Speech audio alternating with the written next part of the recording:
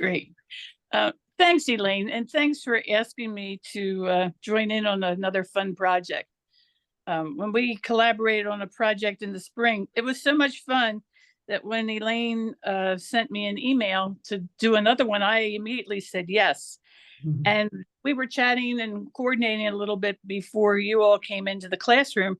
And this is actually the first time that Elaine and I have talked about our project. We have been sending emails and ideas back and forth, but we've never had the opportunity to chat about where we're going. And it's been a really interesting experience. Elaine, you're going to chime in here along the way, but just to give you a little background, I'm going to set the other one aside and the hat aside. This is the first one we started with. We came up with an idea of something maybe like an angel or some type of figurine. And what would that look like? And I started working on arms and legs and a round head. And somehow, instead of becoming an angel, it became maybe a little more Pixie-like. And I was at a local steam engine threshing event.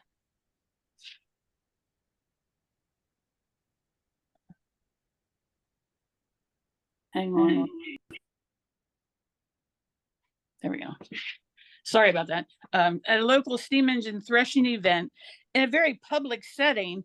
And I started working on this project and a couple different variations, and I actually had what I called my young ladies who were peer reviewing what I was doing.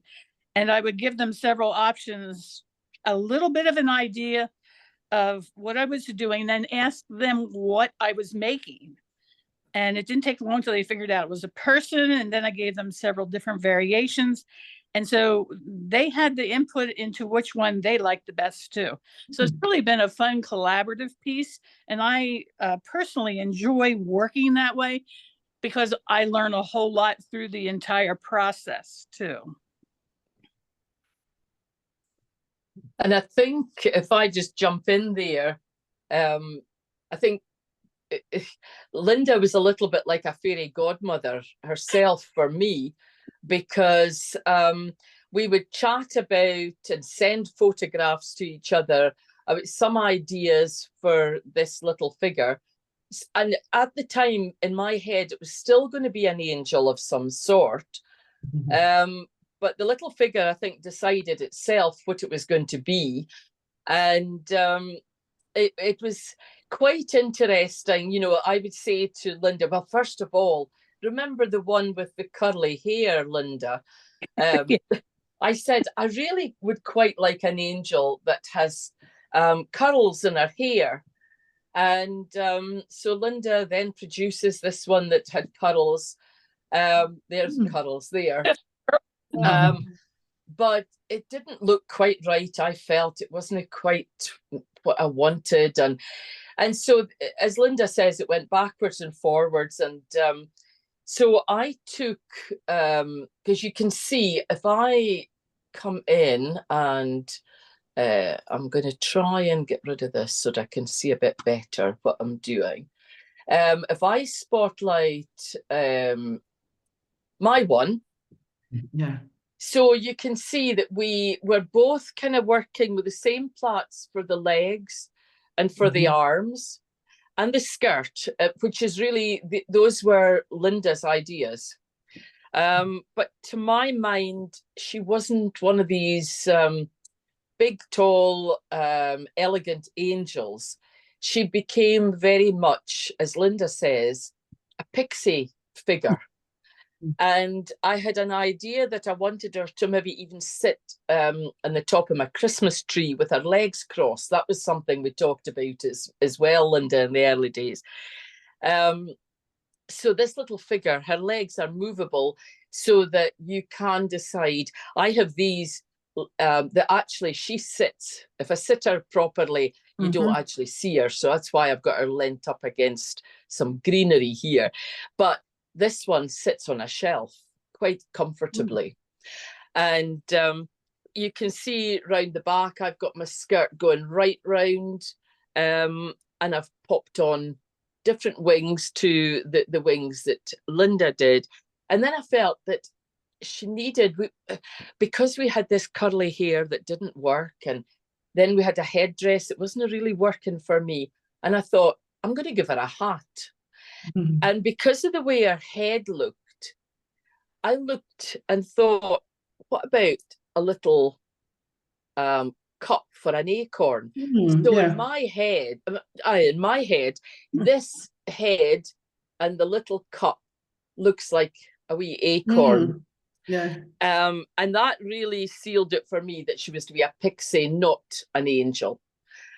So for those that thought they were coming tonight to do a fancy angel, I'm afraid Ruby Pearl, and the reason she's called Ruby Pearl is because Ruby is the 40th anniversary and Pearl is the 30th anniversary. So it combines the two anniversaries that we're celebrating this year. So this is your Ruby Pearl Pixie that we've got tonight.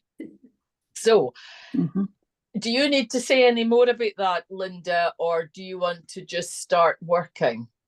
Mine look kind of interesting because they're just here on their back, but both of them sit very nicely on a shelf she's lived in. We started this back in June or July, sending ideas back and forth, and she's been living in my kitchen watching me. And both of them are designed to sit on a shelf, but I could very easily put her on the top of a Christmas tree, which is what I will do. I have a small tree that I take when I do a show, and I would just take a florist wire and hook it onto the back of her and then anchor it to the tree with wire ties. And then she could sit right on top of the Christmas tree.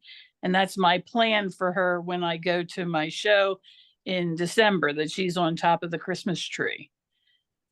And my one is slightly different if I change the spotlight, because I wouldn't really need, I've already tested her on a tree, and because of the way I've put her together, she'll just sit. I mean, it's not very elegant, is it? You know, where the branch will have to go, but she will sit on top of the tree. One observation that I made with this one was that I think her skirt is slightly on the long side, because I really wanted her to cross her legs. I mean, she will cross her legs, but I feel they would look better if the skirt was slightly shorter and then the legs could cross a wee bit more. And you can see with my arms, I've got them folded in front of her, which my son then says makes her look very angry. He thought that she had a bit of an attitude. So you can hopefully have a little bit of fun with these figures tonight. And both Linda and I are all about you trying out your own things. You know, you don't have to just do exactly as we are doing. Use these ideas, because as you see, Linda's is slightly different to mine. Use the ideas and then put your pixie together the way you want her to be. And as usual, if you could finish her and send me photographs, I would love that. And I'll share those photographs with Linda when they come in so that we can see what you actually have made as well. If you look at my Pixie's wings, they're quite different from Linda's. Do you want to bring your wings in, Linda, if I replace that again? Yeah. This is a Japanese paper called Mizuhiki, and it's iridescent, and I use it for wings because it just adds a different feel to them, and it's just different than Elaine's wings. And there's no right or wrong, you know. If you think you like one better than the other, or if you've got a technique that you like better than the techniques we're showing, then we certainly won't be offended if you put your pixie together with wings of your design. So Without further ado, I think we should get started on actually the making.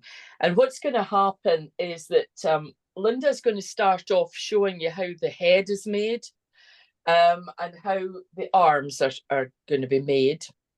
And then I'm going to show you the legs and the wings, and I'll show you how to start putting the little pixie together. And then I'm going to pass back over to Linda, who's going to do the skirt. And she actually has a little belt. I don't know if I've shown you that. I didn't lift up the arms in my one. You probably don't see it very well because it's on the little screen, and I'm not increasing the size just for the belt. So we'll show you how to do the belt and how to put them all together, and I'll finish off the class by showing you how to do the hat. Okay, so sit back, enjoy it. If you're just going to be watching, you will get the recording tomorrow you can work from, but if you're working with us, then we're ready to go. Okay, so it's over to you, Linda. Okay, thanks. So the head is a wooden bead that has a hole drilled in so that I can put the splits down through. So I'm taking a straw without a head and without joints on and splitting it into 6. And I just have a pile of those. And I'm not going to count them. I'm not very good at counting or measuring. I just sort of make things go. So I just grabbed a pile, and I'm going to see how many I can get into the opening and push down through. It's going to create a cover for the head as well as the start of a body. So I have them maybe at the halfway point. This is the body that's toward me. And move them around this bead in a fashion that makes sense. And what I mean by that is this one is close to me, so I bring it down here. I don't try to make it go to the other side of the bead. And just bring them down to cover the whole bead. And it doesn't necessarily have to all be the shiny side. It can be some shiny sides and insides or dull sides. And I just sort of pull them down one by one, trying to get them to cover, as well as holding with my fingers. And eventually that gets a little cumbersome. So I will take a long piece of string and tie it. And I'm going to tie it tight up to create a neck. I'm just using a clove hitch.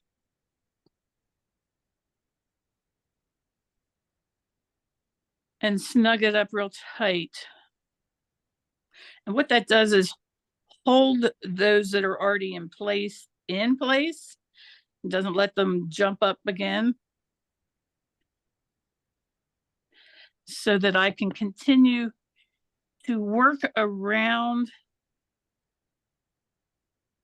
the bead and get it covered, keeping the string out of the way.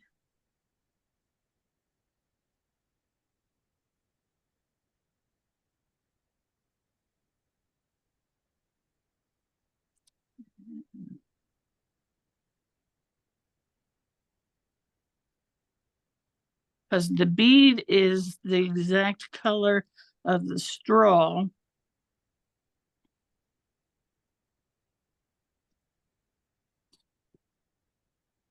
And I'm taking that and just wrapping it around to hold them as I continue to pull them down. Now in this particular, this is where some manipulation comes in, that I'm not going to cover the back. I will do something else with that. I'll probably put some type of headdress, but I have enough straw that I have a face area covered. if I, And if the hat's going on, Linda, then right, the hat, yeah, will cover yep. the So back. So yeah, that will cover the back, and it makes it easier to not put so much pressure on yourself, to just see what happens and where you can go with it next. Because I am, if you're not having fun with the straw work, if you're stressing out about it, then it becomes work instead of something that's pleasurable. And I think that if you're going to continue to work with straw, you need to keep it so that it's exciting for yourself as well as being a fun thing to do. Now this one's too short, so I just give her a little haircut. And you saw how I was wrapping that around tight, and then I'm making a half hitch to secure it so that it will stay tight. Lindsay here with a question. About how big is that bead? I don't know. well, the one that I used was an inch wide, and but Linda's pixies are smaller than my pixie. My pixie sitting here on the desk is about 8 inches high, and Linda's was anything between 3 and 5 inches, I think you said, Linda. Right, their torsos, not with their legs. Lindsay, I did go to look here at the directions I'd written up, and I have an inch diameter wooden bead. So that may be what it is. I can't measure it because it's round. Yeah. Okay, I just wondered a rough idea just to get a scale. It's hard to tell scale from a video. Thank you. Yeah. I think that's what I would recommend using, Lindsay, is an inch. Yeah, and that's a great question. Absolutely. Thanks. So now that I've got ahead, and I tend to work with leaving the strings on, because I may want to use that later for something else. If it gets in my way as I'm constructing things, I'll trim it. But I tend to leave my strings in place until my piece is finished, just in case I need it for something else. Now, her arms are a 22 gauge wire or a 20 gauge wire, something that's heavy but not like a florist stem. And we did a bullwhip plait, 4 straw. So I have 4 straws and 1 to cover the wire. And I'm going to take and cut their heads off.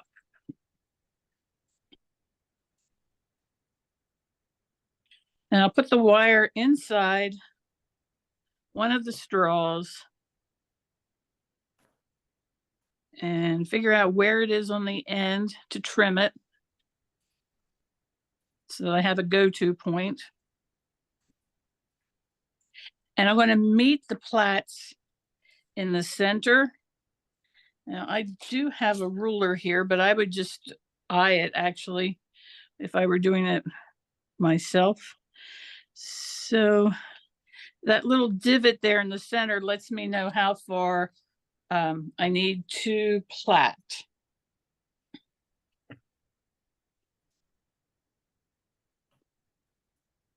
And I have 4 straws, and I will tie them together at the end of the wire. And I'm going to let some ends stick out a little bit because that's going to give her some fingers to hold on to something that you might put in her hand, or if you're going to have her arms crossed, that she would have fingers instead of just a blunt end of a group of straws.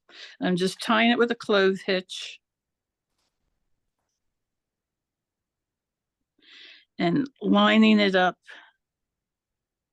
to get some fingers. And I would tend to tie this on plain because the straw with the wires in the center and 2 straws out either side for the plait. And I always put an overhand knot in.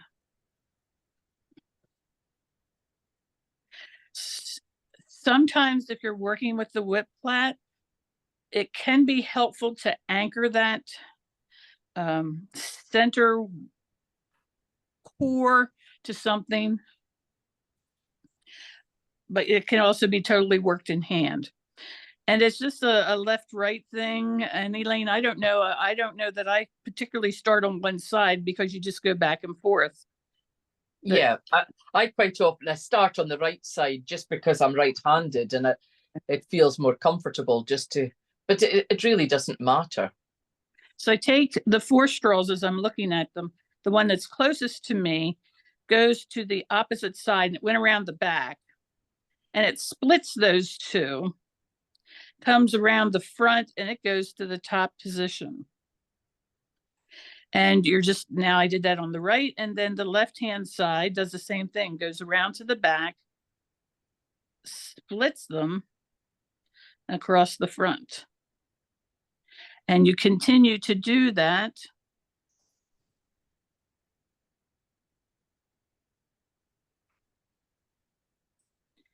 And something that I have found doing this plat is, once you start it, do not attempt to unwind it or adjust. I'm laughing, Linda, because yeah, it's the worst plot ever to take back, because you'll never find your place again. It takes a wee bit of skill to find where you're going. Correct. If you are happening to look at it and trying to figure out, I don't know which way to go, if you're not keeping track in left and right, and I don't, the easy thing to do is to look at it and see which group was split. And that was this group. That's the one that goes to the other side. So if you're stuck, look to see was split and take the other bottom one around. And you're going to want to keep this tight to the wire. And the other thing, in this particular instance, I didn't do it, but I have done this with just splits of the straw, and it makes a really nice appearance too.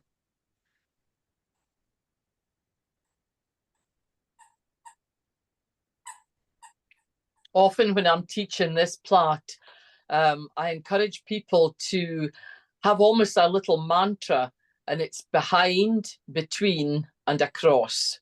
So you're going behind with the next straw, between the 2 on the other side, and then back across to its own position again. Mm-hmm. And you just continue until I get to that mark in the middle and tie it off.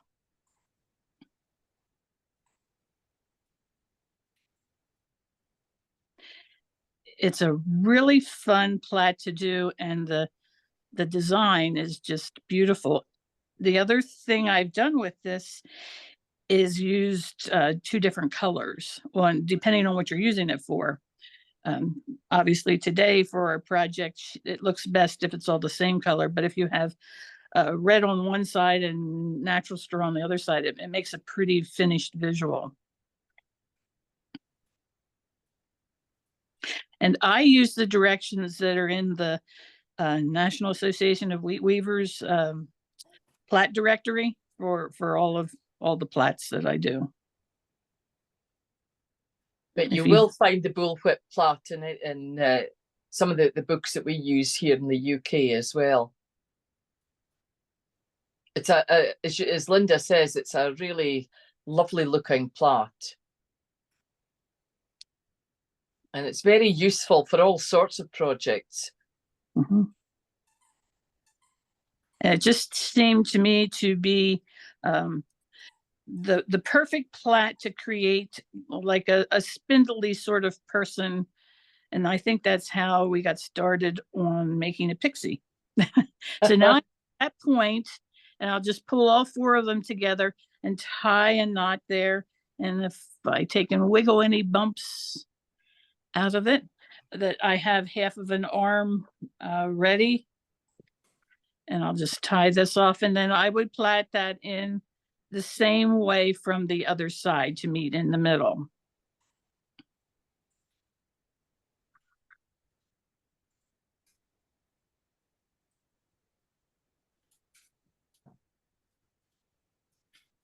Okay, and where from here, Elaine? Okay, so do you want to do the second arm, or will I carry on with the legs? I think since we're recording, if folks have questions, they can go back to and rewind the recording to see the second arm being Mhm. cut, if everyone's okay with that, or I can do it. Has anybody got any questions, or anybody want to see Linda plot the second arm? But you would start the second arm obviously from the other end and work to the middle again. Mm-hmm. Yeah, I can get it started so that people can see. Obviously, the center wire is covered, so I don't have to do that. And the only reason you covered is just in case your plait isn't quite so tight that you don't see that green wire in the center. How can I ask how long the arm is? Yes, so I have that. I pulled out my directions here, so I have them handy. The arm is 7 inches. Yeah, that's what I've got here, Linda. Mhm. Those that get the Corn Dolly News magazine, the pattern for this and measurements are in that magazine. Although I've noticed a little mistake this afternoon, but never mind. I'll sort that out. But it is, and I'm just looking at the copy from this new issue. It's just come back from the printer, and it's 7 inches. So that's in centimeters. That's 18 centimeters.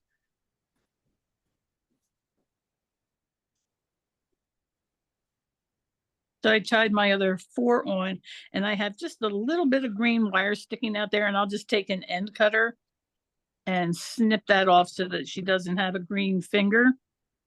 And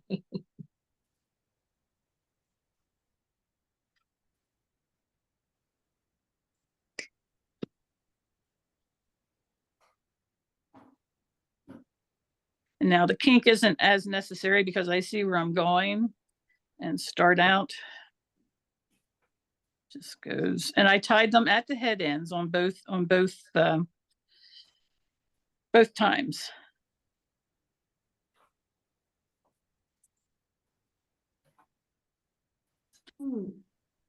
Sometimes working this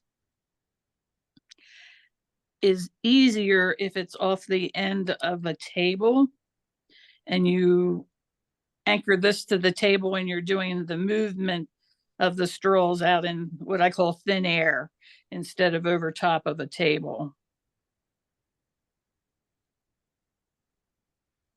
Yes, I find it difficult to plait over the top of a table.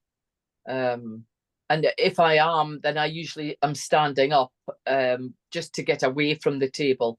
So that's a wee tip for anybody that is trying. You're almost holding things in an unnatural position when you've got the table underneath you.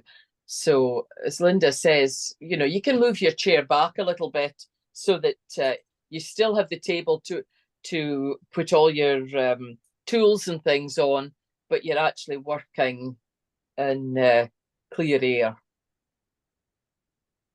And that just makes it easier. I don't like anything hampering me when I'm plaiting. I don't like if there's anything that the straws are maybe going to knock against. And I find that the table, as I say, gets in my way. I get frustrated when we do classes like this because my straws are forever knocking against the camera or the lights or something. And every time I say I must move things, and every time I end up the same situation.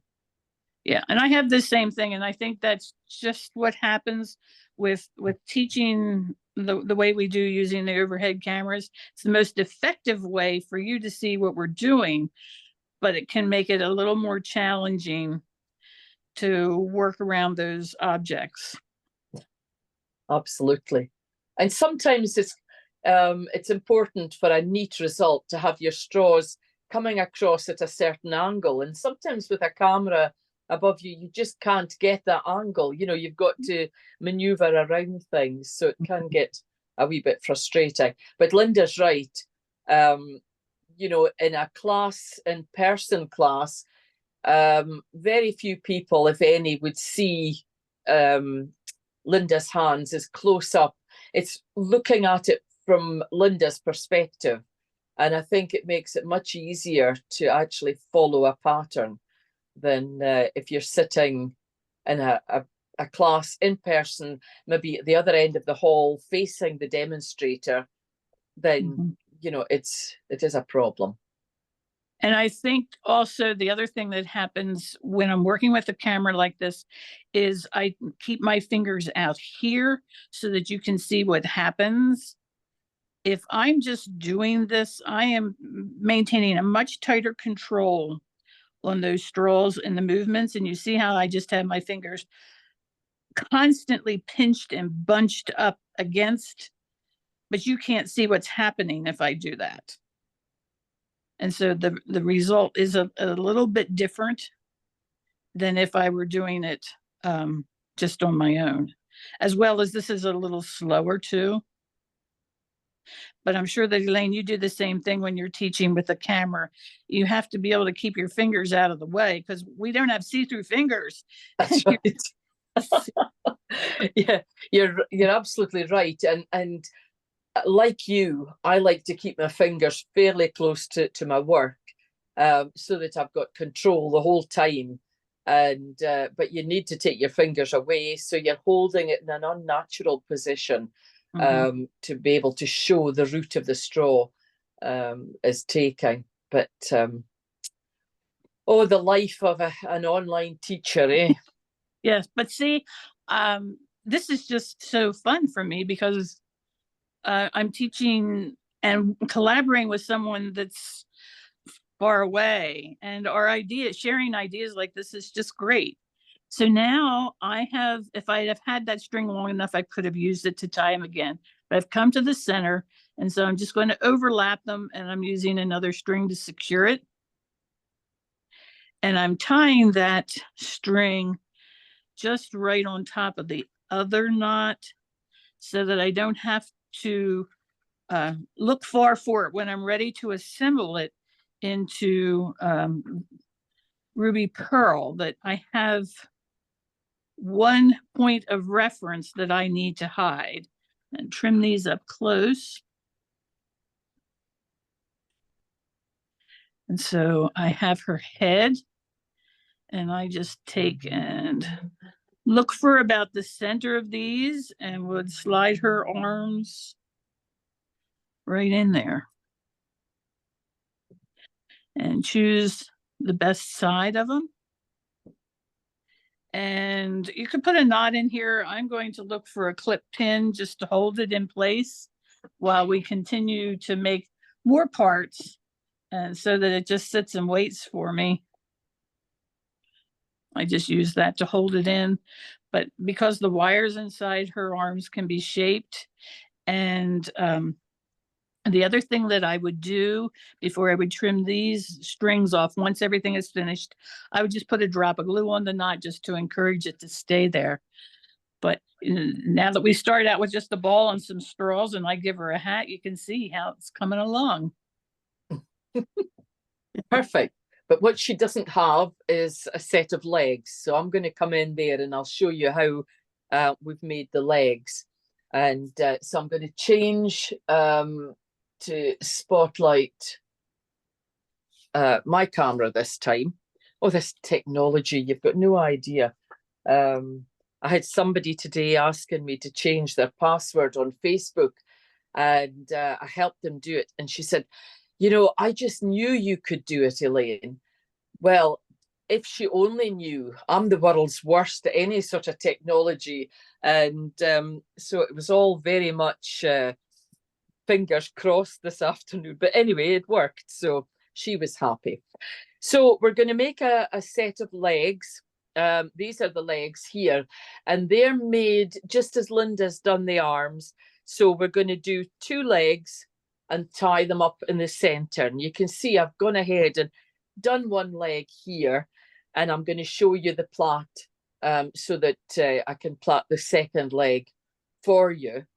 We're using here a different plait, and this is called the arrow plait, and I'm using 6 straws plus 1 for the core. So quite often, if you look in any books, they'll often call it the 7-straw arrow plait, but actually the central core never actually plaits. It's only the 6 plaiting straws that do the work. Now for the legs, I've used a 30-centimeter wire, which is about a foot long, just about 12 inches or so.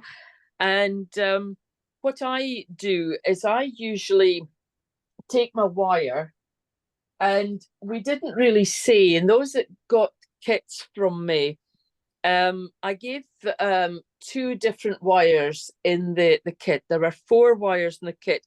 2 were slightly finer than the others. And so I had 18 gauge and I had 22 gauge. But I think Linda actually uses 20 gauge. So she uses a wire that's in between. But you can see the 18 gauge is the thicker wire. So the higher the number, the finer the wire's going. So you can see here the 22 gauge. It depends what you're making as to which one you use, but I use the 18 an awful lot. And for this project, I've actually used the 22 for the wings. So for the leg, I've used the 18. It's a little bit stiffer to move, but once it's in position, then it holds nicely for you. So that's what I've used inside here. And what I did was I took a straw that was slightly longer, very slightly longer. So this straw might do. And just maybe, I was going to say a centimetre. I've left, well, maybe less than a centimetre either side. And that's so that I didn't come up upon the problem that Linda had, having to cut the green finger off, having the little bit of wire sticking out. So what I did was I took the 30-centimetre wire, popped it inside the straw that was slightly longer. The straw would have been about 31, 32 centimetres, just slightly longer. And tried to make sure that the wire was sitting in the middle of that wire, the straw. Okay, so I popped it in, and then for the plait, I need 6 straws, so 6 working straws. And just as Linda did, we're going to pop the straws onto that wire. What I did different to Linda as well is that when I did the straw, when I measured the straw and I popped the straw in the wire inside, I then measured to see where I was at and found the halfway point, and I put a little black mark. Can you see? I used a little Sharpie pen and just put a dot there, and that indicated the halfway point. So Linda creased her straws and I put a little dot on. Either or, it really doesn't matter. Find a way of telling yourself where the center position is, just so you don't have one leg that's far longer than the other. So we'll take the 6 straws, and I'm going to tie them on plain, just as Linda did.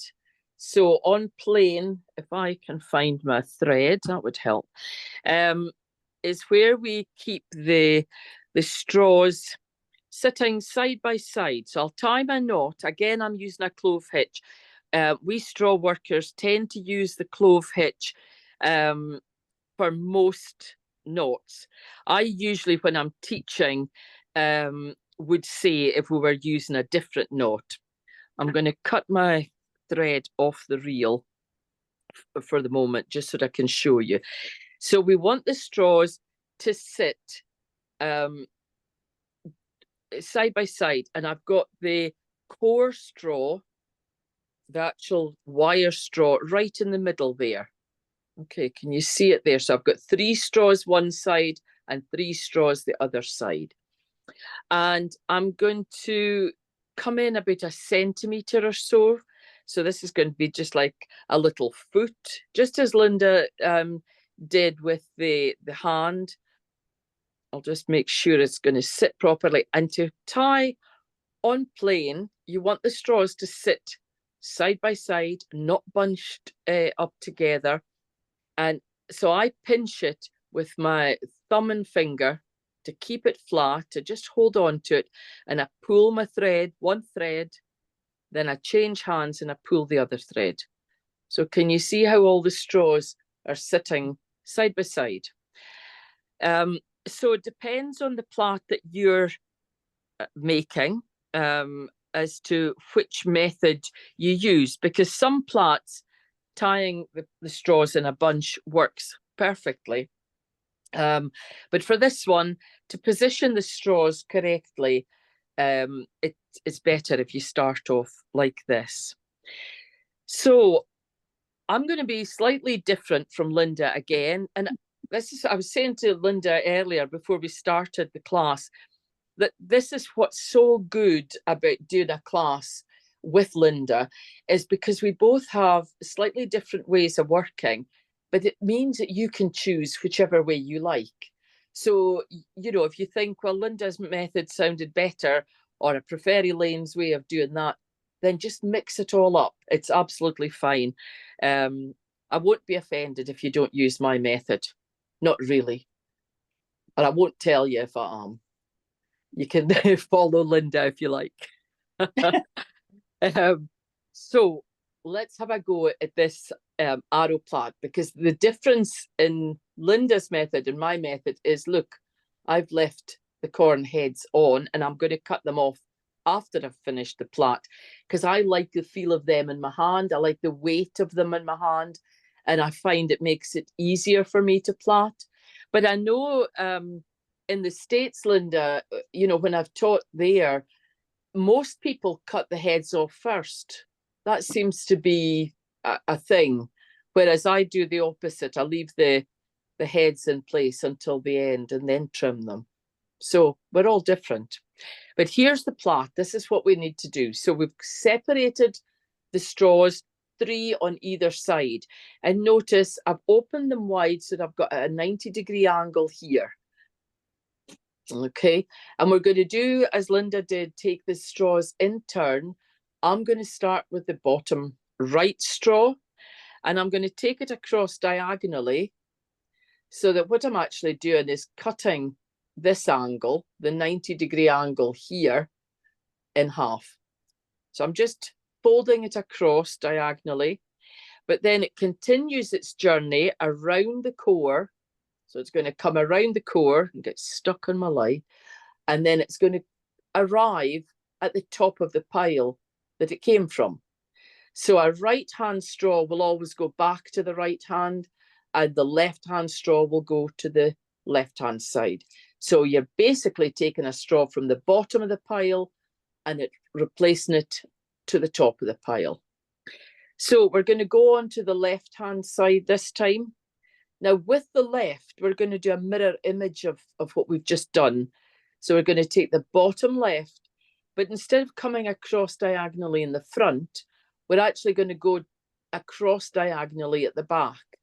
So the bottom left straw goes behind its partners, behind the core, and cuts the angle at the opposite side, 45 degrees. Then it comes around the core at the front, and it now sits on top. And that's how you're going to do this plait. You're going to take the bottom straw across diagonally. Bottom right goes over the front, cuts that angle there, comes round the core, and it sits on top. Once you've moved all your straws, it'll be easier, because you can see with mine, especially with the problem that I have, because I'm having to keep my hands away, like Linda was describing, you can see the straws are escaping. But once all the straws have actually moved once, then they'll sit in a position. It makes it easier for you. So the left one is going behind these two, behind the core, and it comes towards you, round the core, and sits on top. And before you move the next straw, make sure you've got the two straws, 3 and 3. Two sides, I should say, 3 and 3. Okay, bottom straw across the front, round the core, and it lands on top. Bottom left is behind, so make sure it's going behind here. Make sure it's going behind the core, and come round. And we continue, now that the straws have all been moved, they should sit easier. And we just continue with that. And the plait is going to be the same at the back as it is at the front. If I show you this one, can you see the same plait goes all the way around? Okay. So you continue in this manner all the way up to the center, where I'm going to tie, just like I've done this one, and then trim the ends. Does anybody need me to show you this further, or do you think you're quite happy to carry on and do legs?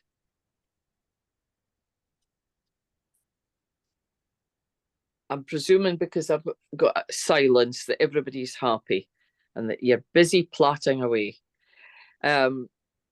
With this, I just love to get into the rhythm of the plait and just keep going, working side to side until we get to the center. Okay, so you can see the plait beginning to form there. So it'll go all the way up, and I'll stop just at the ends of these straws, tie it there, and so that the little cut ends will kind of just go over the top of these, and that'll be the center of the arms. So that's what you should have at the end, the two arms, and you can see the two ties in the center. Okay, so that's how we're going to do the legs. And then the other thing that I want to show you is how I do my wings. Now, Linda's already shown you her method of doing wings. And if I just bring my little ruby pearl back in here, you can see the wings that I've made. So we're going to make 4 wings. And I'll show you how to do one, and then it's repeating after that. So I don't need to show you how to do 4 wings, but I'll bring these back in again. Once I've shown you one wing, I'll show you how I've put them together. So for the wings, I've used the finer wire, so the 22 gauge wire. And I've cut, and this, if anybody gets the corn dolly news, I will have to put a correction in it, because I've said that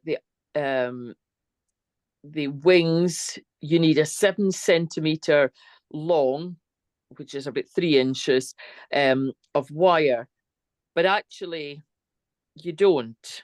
You need about 14 centimeters. You need double that, because we're going to fold the wire in half. I'm going to get a short piece of straw that I can pop the wire in, because again, as Linda said, you want to try and cover your wire. I'll just take in a little bit of a waste straw, that'll be fine. So any offcuts of straw from this project or other projects, keep them, because you always need little offcuts, so don't throw things away. So I'm going to cut this straw to just slightly longer than the wire. So can you see the wire there? And I've just left a little gap at the ends, and I'll pop the wire inside. If you're unsure if the wire it has gone in an equal distance, what I often do is, because I know how long the straw is in comparison to the wire, I take another wire and I hold my finger at whatever length I want to use. And I know that if I then push that in, there we go, to that length, it pushes the wire along to that length. Okay. Now I'm going to come, I'll take in my ruler. I want to come to the halfway point, roughly. So I'm here about just over 15. So it's going to be 7.5 or so that I'm going to go. And I'm just going to crease it with my nail and pull that wire back. Do this carefully, because sometimes with wire, it can puncture the straw if you're not careful. So this is how we're going to start. And I'll get myself a working straw. And we only need one straw working for the wings.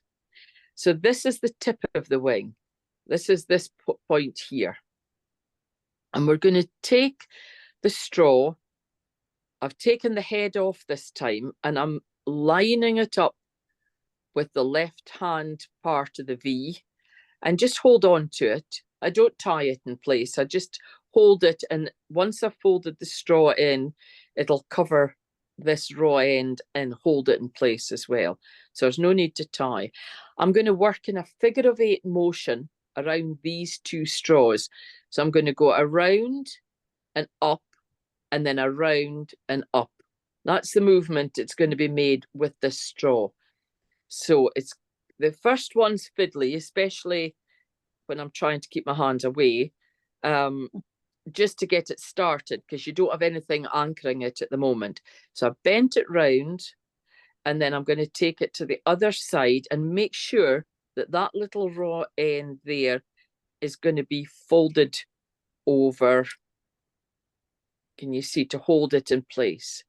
Then I'm going to go around the back and bring it through towards me. And before I go any further, I'm just going to tighten up the right hand fold. That's it. That's better. Just so that it's neat. And then we'll continue in that vein, forming the wings. So we come around, and then I go around the left-hand side. And then I come around again. But we need to shape the wing, because obviously this is not wing shape. This is a big V shape. So as I'm working, I'm assessing the shape of the wing. So you might want to come out and do big wide wings with this, but I want more of a longer narrow wing. So I'm actually not going to come out much more than I've got there. And then I'm going to start bringing the wire in to give me a narrower wing. So I'm not going to just keep going out. So I can control that and bring it round. I want to twist that a little bit. There we go. And round. And then just keep bringing it in. So keep the straw tight up at the end and bring it in. And keep winding like this. And as I say, you're going to make 4 of these. So I'll bring it in a little bit further. I've got one that's a little bit too bulky there, but it's fine. And as Linda says, do not stress over your work, because it's at the end of the day, this has got to be fun. It's not to be something. It's a bit of straw we're working with. So, you know, if it really all goes wrong, start again, do it again. And that's actually a really good learning opportunity. So it's not a mistake. Okay, I've got my straw is splitting a little bit, but I'm almost there. Can you see how I'm bringing it in a little bit closer? Like that. And so I'm not going to go right to the end, because I need a little bit of the straw at the end to help tie the 4 wings together. So we'll just go maybe another once if I can without my straw breaking. There we go. and I'll go round again. So all the time I'm bringing it in. So remember, when I started, these two ends were quite wide apart, but I've just pulled them in. We'll see if it'll go one more time. I think that's probably as much as I need to do. There we go. This one is split a little bit, but all I'm going to do, can you see the little bit of straw that's split? I'm just going to take my scissors and trim that out. Okay. And so the last one, the last fold that I do, I pull it in quite a bit tighter. And I then take my thread and I tie the working end to one of the sides, whichever side it lands at. So I would tie these two together to keep them in place. And I would make 4 of these. And then I tie 2 together. These 2 would go together by just, here's our wing here. It's a different size, but it'll give you an idea. This is a finished wing as well. I would sit them like this, okay? You could trim off, once this is tied, trim off these longer bits if you want at this point. So you would hold them like this and tie them here. Tie them tightly together. Do the second pair of wings exactly the same. And then once you've got 2 pairs of wings tied, then put them together and tie them in the middle again. Okay, so that would be the easiest way I find to do the wings, is do 2, then 2, and then put those 2 sets of 2 together. Okay, so that's how the wings would be. So I think it's still me, Linda, am I right? I'm going to start assembling this little pixie to a certain point, and I'll bring in the head that I have, and I've done it slightly differently to Linda, because I've ended up with all these long straws here. And the reason I've managed to get the longer straws is because instead, remember, Linda put the straws down the inside, down to here. I've actually only put them in through the head, down through the bead, just down to this point here. Just enough showing to tie my thread around. And that means that when I folded my straw over, I was still left with quite a length of straws. These straws are all split using a straw splitter. Those of you, I don't know if you spoke about the splitter, Linda. I can't remember. I used I just split one, but yeah. Yeah. So we've both used the same thing. We've used the straw splitter, and a little bit like Linda, I'm not so good at counting things. I think I maybe used initially about 15 straws, but then I struggled to get the 15 in, and I liked Linda's method of just going with a bunch and pushing them in. But the way I got mine in was I actually tied the end of them. So I would tie the raw end. Imagine this is the other end, tie it up tightly and trim it to a point, and then push it into the hole of the bead. And as I was pushing it in, I used it almost like a screwing motion, because it was quite stiff to push through. So just have a little bit of patience and pop it through like that. But anyway, let me show you how we're going to construct this little angel. So I've already made some arms, just exactly the same as Linda's arms. And can you see, I'm putting them in about halfway, maybe not quite halfway. I might actually change that slightly.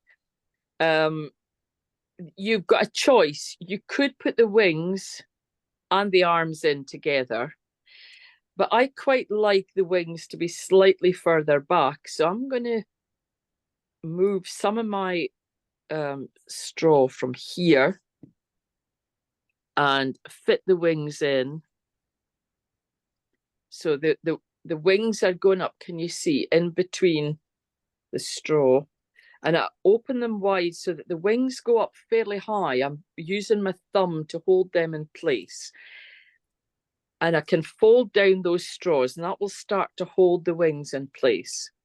And then pick up not quite half the amount of straws from the front and pop the arms in place. At the moment, the arms are straight, but we'll be able to bend them once they're all anchored. Okay, so we've got them, push them up quite high, and then I need to get my thread, and I'm going to tie. In fact, I normally work straight from the reel, but it's more difficult to show you on the camera. So I'll make my clove hitch again, like that, and then position the knot. There's one piece of straw that's very short, so I'm going to cut it out because it's just going to get in the way. And I'll push the thread up quite far, and that's going to hold everything in place, hopefully, like that. I shouldn't have put it on the table so quickly. Right, that's fine. So that'll hold in place, and because the wings have got the wire in them, they're positionable as well. So pull it quite tight, and we've got the arms and wings sorted. And then we're going to take the legs. She'll look a bit strange at the moment, but bear with me. The legs are going to bend down. Okay, so I'm going to shape them. Imagine that she's got her hips. Get the angel again. Separate the straws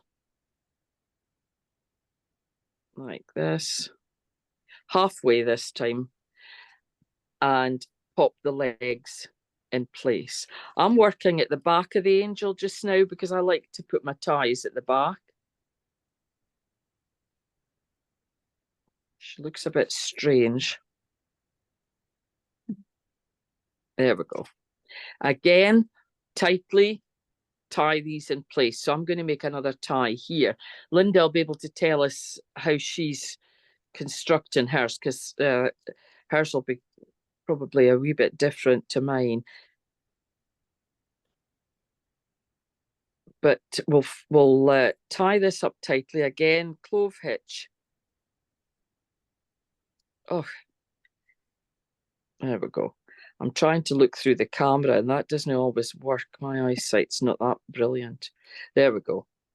So I'll put it down on the table. Our legs look a bit strange at the moment. All that will be fixed. Now, look what I've got. All these long straws underneath her. And we don't need all these long straws.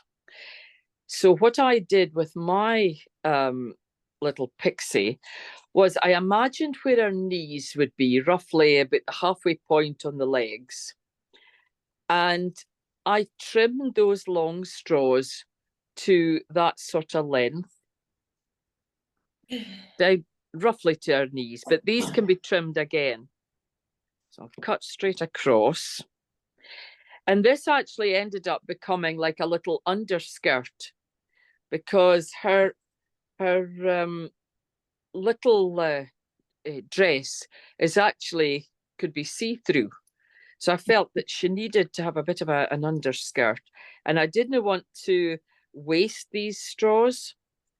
So if I turn around to face you, what I did, now my straws have dried out a little bit, but we'll have a go and see if we get them folded. I've taken, tried to divide them in half, two groups of the split straws that I've just cut off, and I'm going to take them and fold them over her shoulders. Can you see?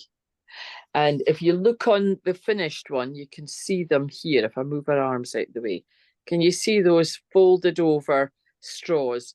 And it becomes almost like a little bodice, and it gives you a bit more substance to your figure.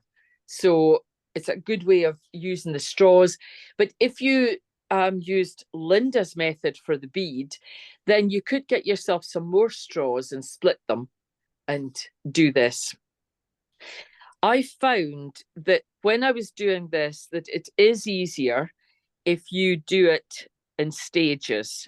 So you would take one side, hold on and do your clove hitch, and then you would do the other side. So don't try and hold both sides in place and do your knots.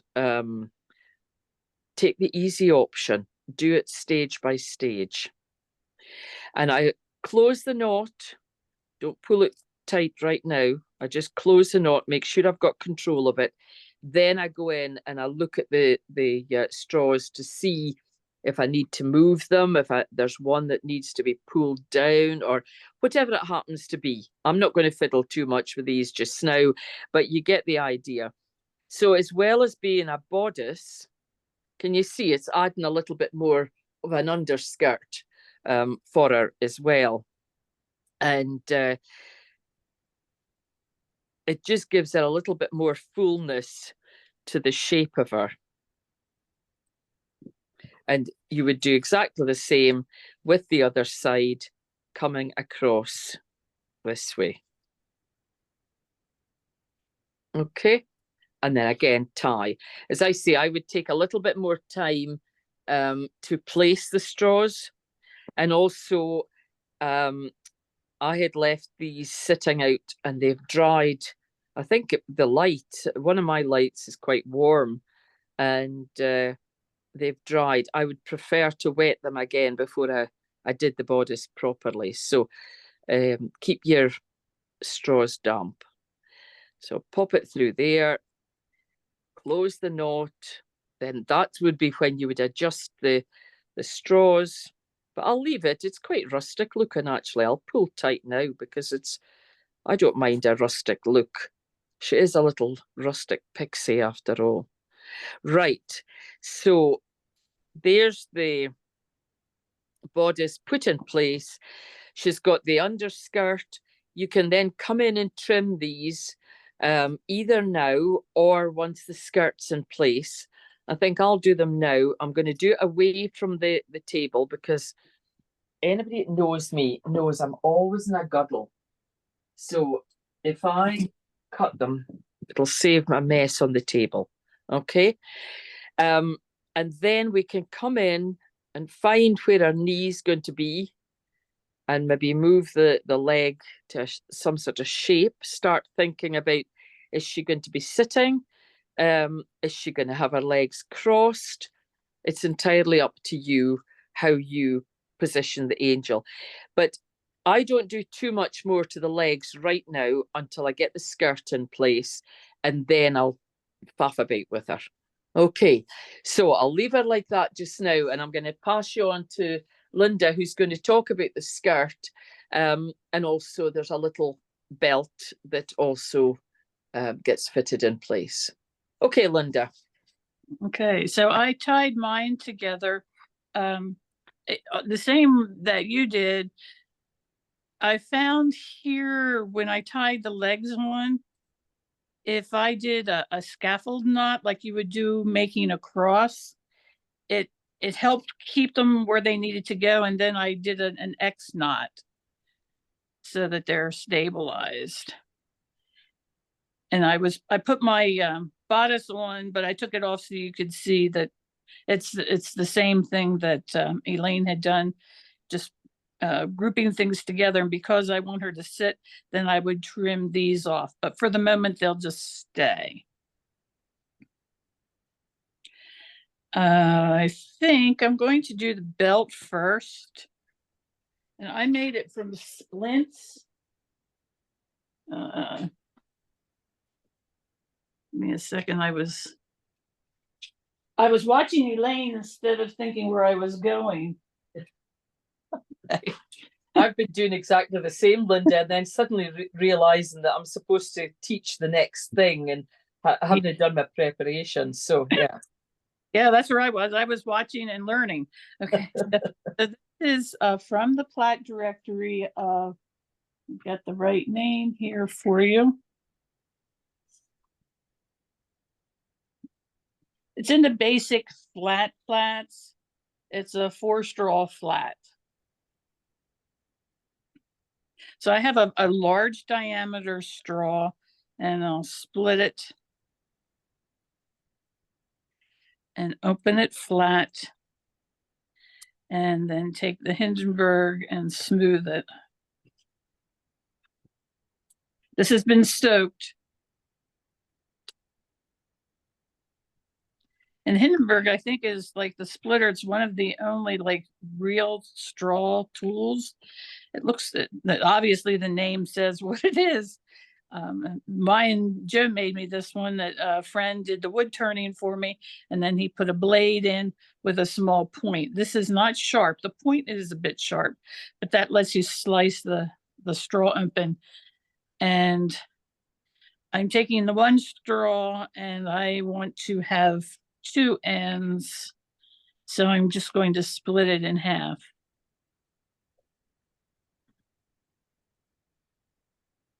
I just stuck the point in, and it really doesn't matter that they're not actually in half, because it doesn't matter. So I take, it doesn't matter, it's straw. So And the other thing, Linda, if somebody doesn't have a Hindenburg, you can actually split your straw like that just with a pin. So if you wanted to take like a pin and just go up the straw, then you will get a split as well. Yeah, I'm looking for a second one. I've used a number of things to split them.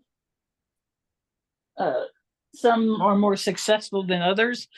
Sometimes you can split them just with your scissors, with the point of the scissors. It'll split up and open up. And then the side of the scissors to flatten it. An old vegetable knife or something's quite good as well. Yeah, there are numerous things. Or even a seam ripper. If you're into sewing and you've got seam rippers, then they're perfect as well. So I folded in half and placed this one here in the, I call the V, or the ditch.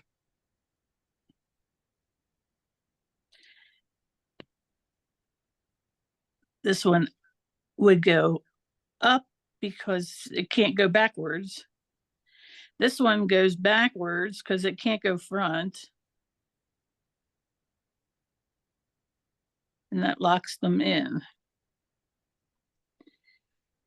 Now, I'm not sure how the directions read. I'm going to just do the way I do it, and you have to look to see where it's going. I tend to keep it on the left side, maybe. You're one. These are real wide. You're going to want a smooth edge on both sides is the goal. And this is where I started. And that makes a nice overlap for a belt. So when I look at it, this one has to fold over. This one has to go behind and over.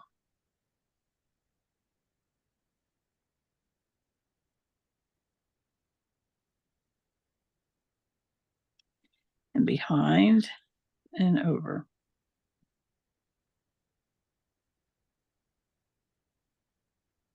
And so wherever I need that flat side to be, it makes a really pretty plaque because you end up with a row of diamonds down the center.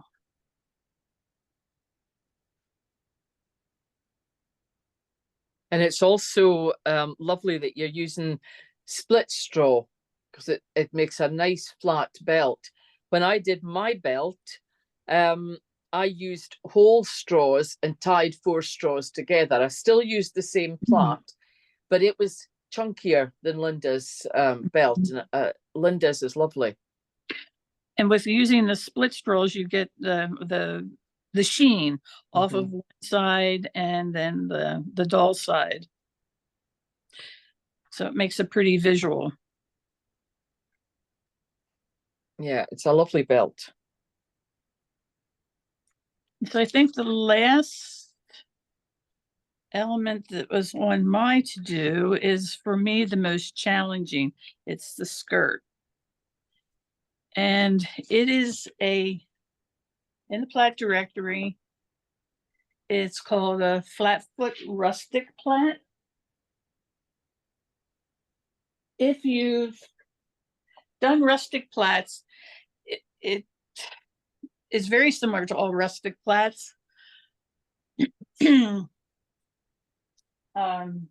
my straws here. It's good to have flexible straws, and it's good to have straws that are the same size.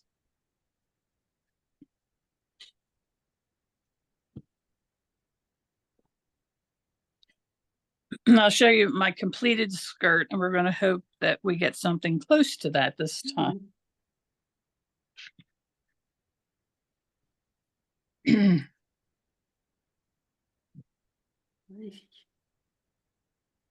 And not to think that I forgot, Elaine's going to show you how to do the hat, because that just makes her. That makes her real cute. But I think this was the last technique that I had. So I started very similar to the belt that I did, and that I create a V. Let's move these out so you can see. So I have a V, and one goes back. One comes front, and then they scissor. That means everything is locked in nice and tight.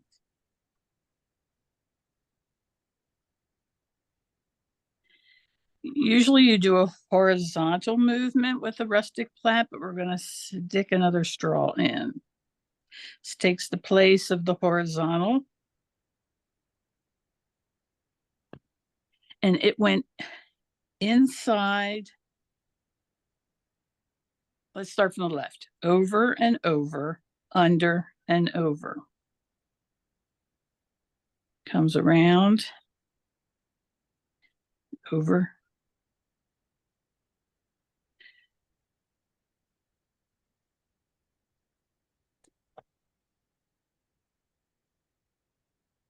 This one goes.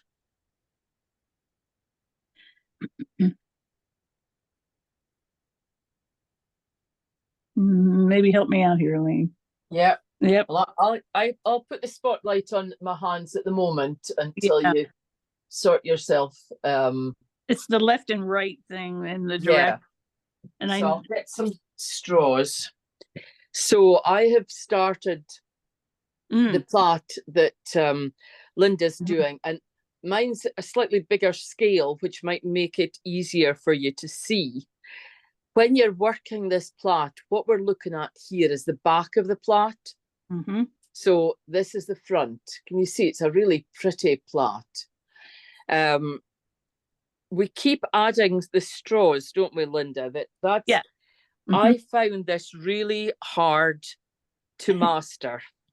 And I was in Richard's class, Linda, and he was doing it, and everybody was kind of looking at me as though, why on earth can you not see what's going on?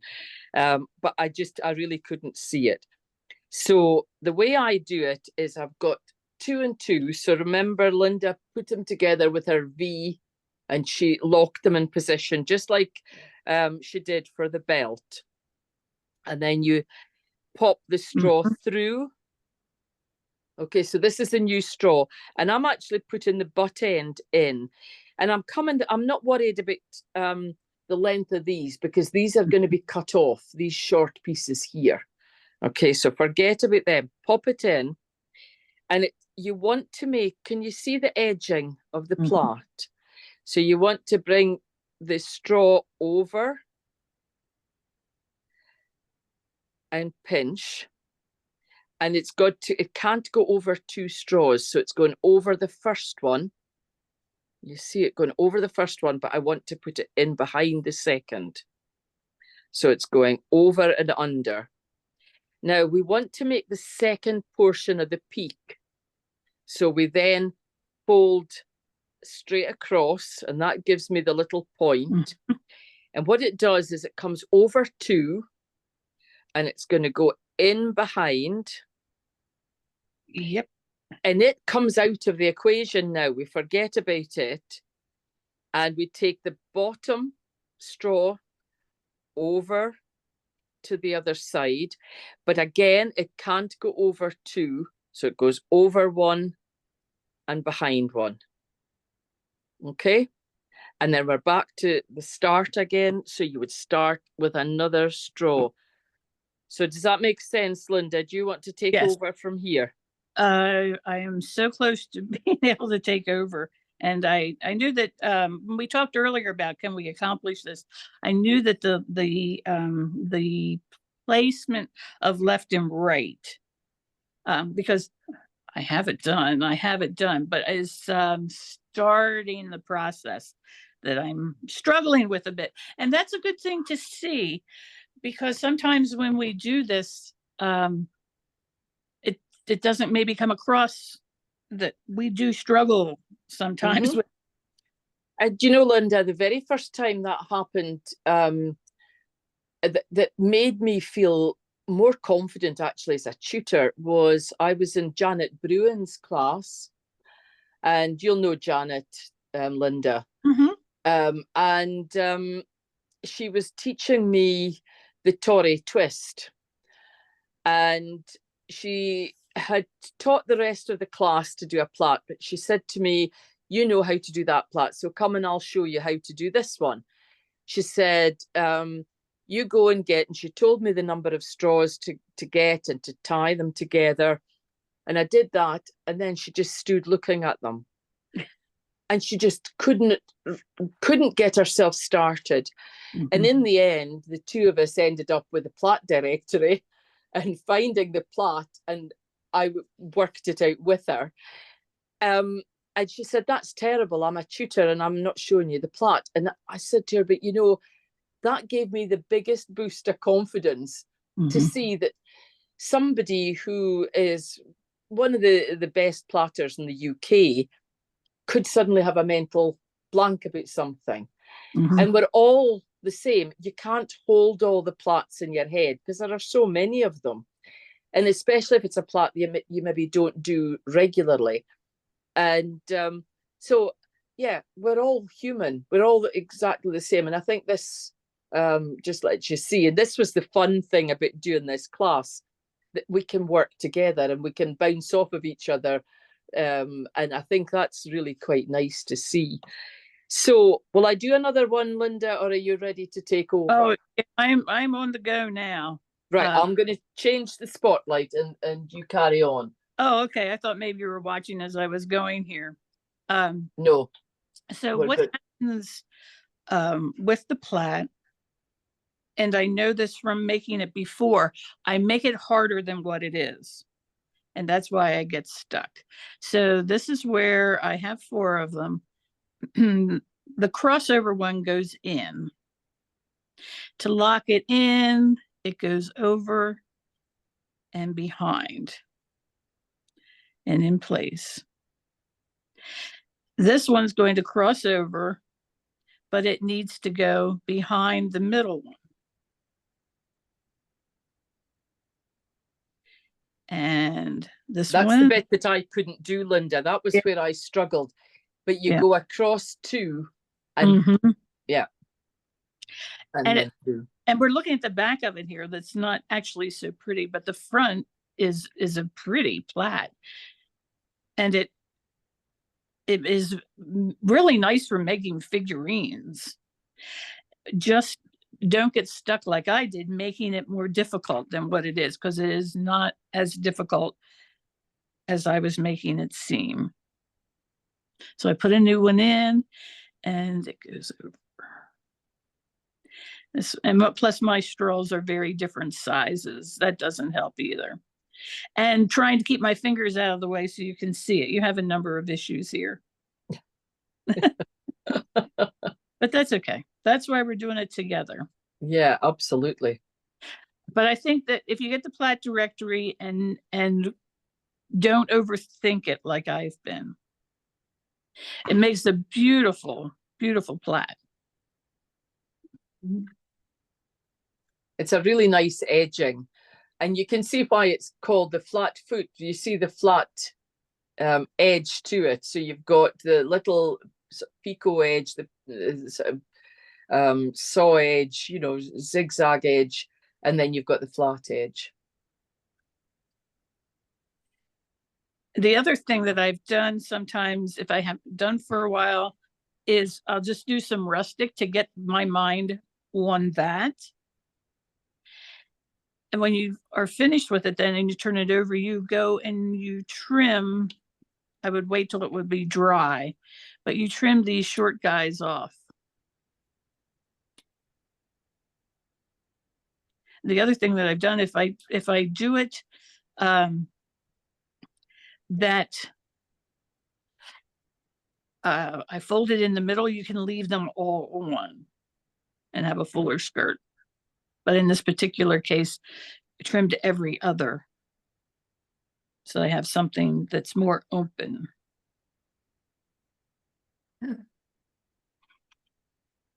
Thanks, Elaine, for picking up for me there. That's all right. No bother. As long as you would do the same for me. I would do the best I could. So this is where, because Elaine and I worked individually, we accomplished the same thing in a different manner. For me to organize her skirt, it was quite frustrating with this piece, and I eventually just sort of pinched the ends in and tied it and didn't give her a full skirt. But I wanted a full skirt. And the way I determined that was to take the plait and hold it against her and see where it should be so that she can sit. If she's standing, it can be any length at all. But once I had it made, I had her sitting because that's what I want her to do. And that's about how I determined the length of this plait, because I wanted this one to go all the way around. From there, I took. How did you secure those ends? You did it somehow with the thread. Yep, that's where we're headed. Okay, thank you. Yep, thanks for keeping me on track. I have a dark red thread so you can see what's going on. And I've already trimmed those off. I have the right side down. And I take the loop, and then I've used the term twining or randing. I think twining is probably the basket term for it. Essentially, you're wrapping front and back, and I hope that'll make sense here. So I've got a cord is just wrapped around the end and holding it with my finger. This cord is flat against the straw, and I cross this one over and slide it in tight. And then I switch it to the next one. So you see how I have a crossover between each grouping. I skipped one.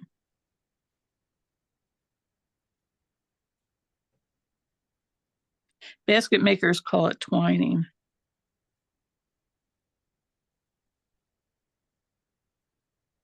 So you, between each one of those, if you think of them as a peg or a straw, you've got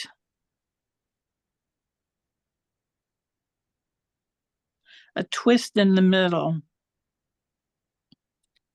to hold it in place. So Elaine, can you see that on the screen? Yeah, I think so. Okay. So you're coming along with the thread, and they are swapping on every straw. Mm-hmm. You know, the straw that's on the thread that's on the inside will go out to the outside, and the one on the outside comes into the inside, and then they swap for the next Mhm. straw. So there's, but I would call it twining or randing as well. Okay. And I did that because I wanted this pulled up tight. I would do a short number of them, slide them in place,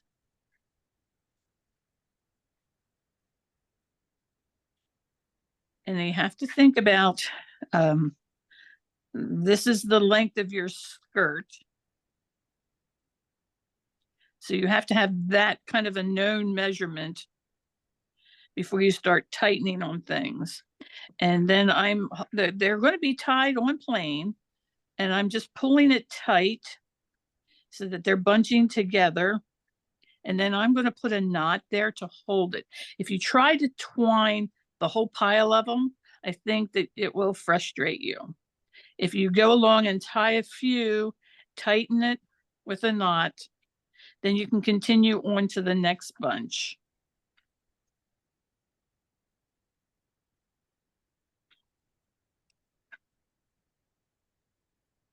And that just gives you a little more control over things.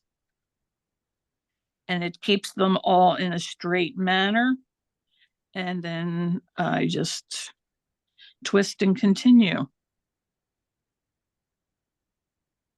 And that's how I got it tied and secured so tightly in a neat grouping, rather than trying to do the whole thing at one shot. Now, Elaine, you accomplished the project the same way, or the same end result in a bit of a different fashion.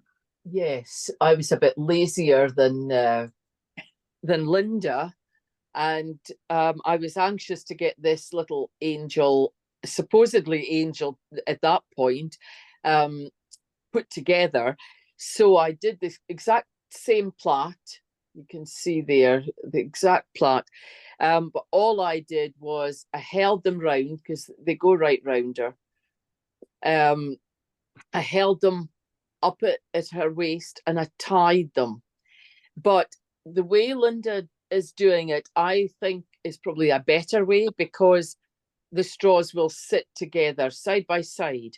Whereas the way I did it, because I like things to be done quickly, I budged them in and then they were crisscrossing each other, which meant that I had to spend time straightening them out before I tied tightly. And by doing that, I've ended up with some little bits of squashed straw, just with me manipulating it and working it. The next skirt I did would be better because I'd already now worked out how I was going to hold it, what I was going to do. But I like Linda's method because it just takes a little bit more time, but I think you get a better result, a much nicer result. But fear not, Linda's going to fix all these little bits in a wee while. So I'm not too disheartened by it. And so now back to me, I wanted them to see what you did with yours. So I have, mine is twined together, and I took the wings out because it's going to make it much easier to tie it on there. And this one, because I had first made one and struggled to get that on, it will go on much easier because I have already made one. I want to put my shoulder pieces on, but I would tie this at the waist, and then let me do that because I can untie it. Let me tie it here at the back so that you can see. And you can see how much neater that is than my rough effort. It just gives you a little bit more control. Yeah. And because my fingers are wet, it's starting to come apart at the bottom. When it's dry, it usually doesn't come apart. My fingers are wet, so they're making the plait wet again. Yeah. Okay, so I just ran the thread through the starting part where I started the first randing off, and I would just tie this up tight, as well as cover that and secure it there.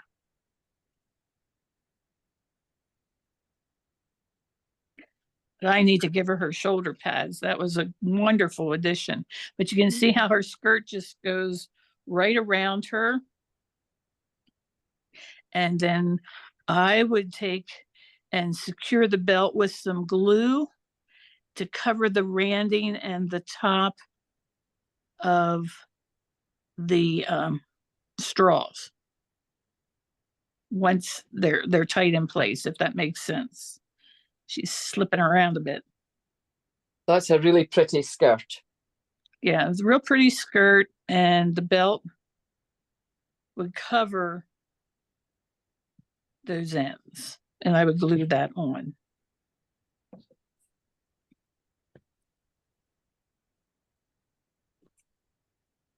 Did I stumble through that okay for everyone? Yes. I see some smiley faces. So I think you're okay, Linda. That's good. I'm glad that it made everyone smile. I am smiling too. Good. Linda, it's Marjorie here. What type of glue do you use to glue on our belt? I use a high temp, high strength hot glue, and I always have water close by because I get it on lots of things that it doesn't belong on, including my fingers. So you have to be a little careful with that. I also use, these are trusses for chickens. If you put stuffing in a chicken, you just get them in the grocery store. They're just a metal hook. And I'll use that to get the hot glue to put on things so that my fingers are further away from it. That's great. Thank you. I've also used the glue that we can get here. It's called Loctite, and it'll glue glass together and all sorts of things. And it works pretty well with straw, but it's not an instant grab. And somehow I want it to grab instantly when I'm gluing something. Yeah, I'm the same as you, Linda. My go-to glue is usually the hot glue gun. Just because, you know, other glues do work, but as you say, that it ends up, you have to be then patient, and you also have to make sure that whatever you're gluing is going to sit in exactly that position until it's dry. Sometimes a wet glue, there's a place for it, you know, we might need it movable for a little minute, but on the whole, I'm hot glue gun as well. Okay, so do you want to show anything else, Linda, or should I get going with the hat? I can, well, since we're here with me, I can show, and we're working on the skirts, I can show how I covered my mistakes. Perfect, because that's what I need to find out. So I need it for my angel too. So when we were first looking at this and thinking about something for on a Christmas tree, I wanted to put some holly on the piece to just make her look seasonal. And I took green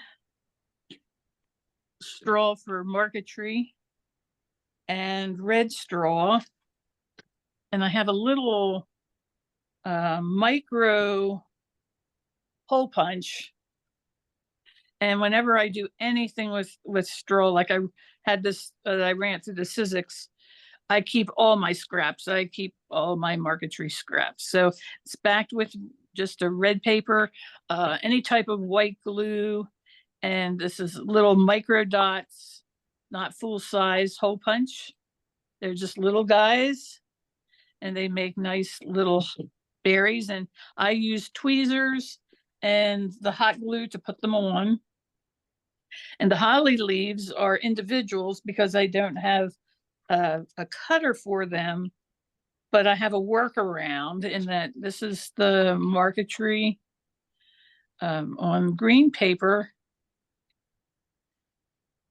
And Elaine, should I go back and explain how I got this on here, or do you think most? You maybe could run over it very quickly, because there will be some here tonight that don't know how to get to that point. Okay, so the way it works with marquetry, I'll start with earlier I used a Hindenburg to split the straw, or the scissors, however you split it, and flatten it, because you can flatten it with your scissors or numerous other things, even an old credit card. And you get a similar color paper and just any ordinary white glue. Tacky glue is one that's common to use. Some glue on here, and press the straws down adjacent to each other and flatten it. And then put it under something heavy to dry, like a book. And then you have a sheet of paper on one side that has flattened straws glued on the other side. And then you can cut this into any type of form, shape. It's unlimited as to what you can do with it once it's dried and ready to go. So I made holly leaves by taking a standard hole punch and thinking about, they've got little points on them. And so let me get the white paper. They make it easier to see than the green.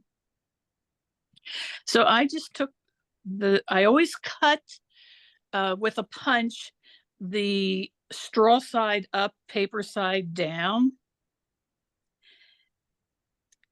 And I just went in from each end and kind of made a little holly point, and then lined it up.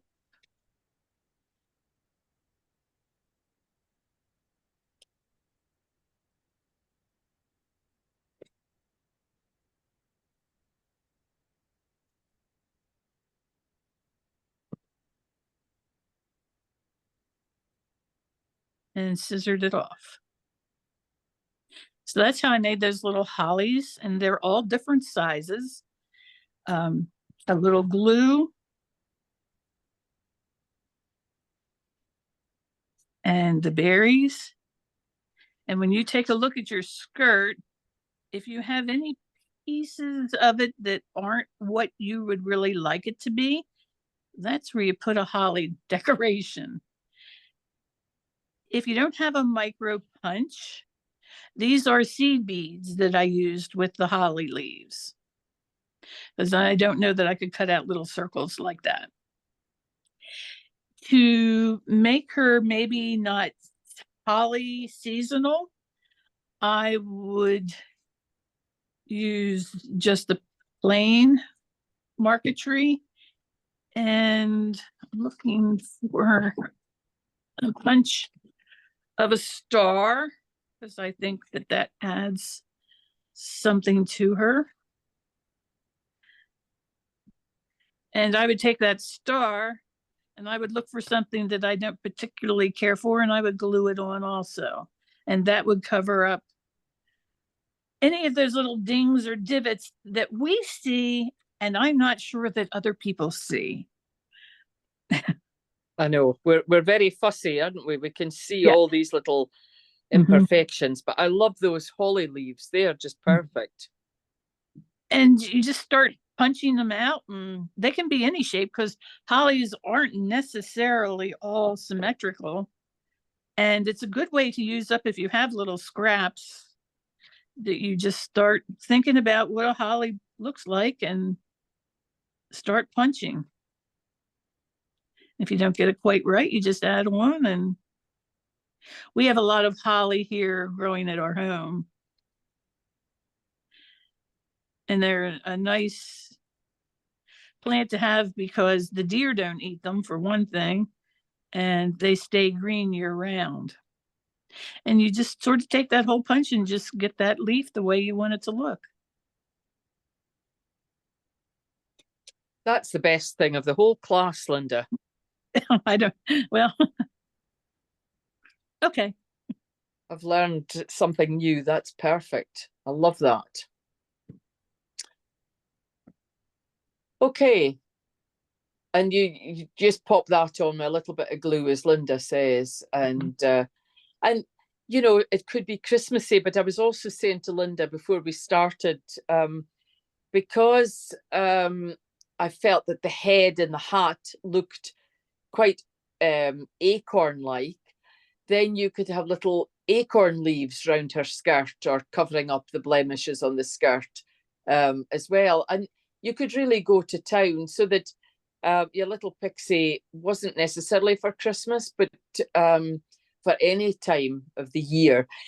But I hope, I mean, I'm going to show you the hat in just a second, but my fear tonight was that we kind of duped you into the fact that you were going to see angels being made. And that actually was the original intention. That was when we first started speaking way back. It was to be an angel, and it just kind of progressed to this little Pixie. But if you felt, I really didn't like that Pixie and I really did want an angel, then take some of the ideas that you've seen in this class, and the skirt, for example, could be brought right down to the ground, you know, covering her whole legs, and you would be able to have your elegant angel. But I quite like the idea that we've done something a wee bit different, and it's a nice little Pixie for you instead. And Pixies are all year round, so that's fine. So are you happy, Linda, for me to continue with the hat? Yes. I guess when you talked about coming right down, this is a bigger piece. Maybe I'll just slide it under here a bit because I've used that skirt on it. It's been a long piece that I've wanted to make, in that it's got a goat head and the 4 straw ears, but you can see her skirt is all of that open, and she stands about 1.5 feet tall. And so my camera doesn't show you that, but this is a sturdy enough skirt that you can take and make that into a big piece and turn it into an angel. That's great. I love that, Linda. And it'll slide right on top of a Christmas tree because it's hollow inside. Yeah, just perfect. Yep, lots of ideas. Well, and that's the beauty of a class like this, because you kind of, I always find that when you're working with other people, you bounce ideas off of one another. And I think it's just great. So I'm going to carry on and get the hat done because I'm aware that time is marching on for us. So we'll use this angel. I keep saying angel. We'll use this Pixie because she doesn't have a hat on. This one here, I've glued the hat on using my trusty glue gun. So let's put her to one side, and we'll have this one here that will fashion a hat for. You can see this hat's just going to sit on there. And the hat could be quite a cheeky looking hat. It doesn't have to be perfect. And you can have it sitting on the back of her head or at a jaunty angle, coming quite far forward. But I really quite like this little stalk at the top of the hat. So we're going to start with that. And that's going to be done with a 2-straw plait. So many of you have been in classes with me before working the 2 straws. It's an absolute nightmare under these cameras because my straws are too long. But basically, with the 2-straw plait, the way I do it, and many other straw workers work in different ways. There are different ways of doing this. But I imagine a clock face, and I think of 2 o'clock and 6 o'clock. And the 6 o'clock straw, I'm going to push to 10 o'clock. And I'm going to turn, hopefully, turn so that I'm back to 6 and 2 again. And that's exactly how I'm going to do this plait. Fold over, turn round, fold over, turn round. I'm exaggerating my turn because normally, a little bit like we spoke about before, normally my hands would be quite close into the plait and you would hardly see the movement. But what I'm aiming to do is to keep the two straws 120 degrees apart. So it's a bit wider than a 90-degree angle.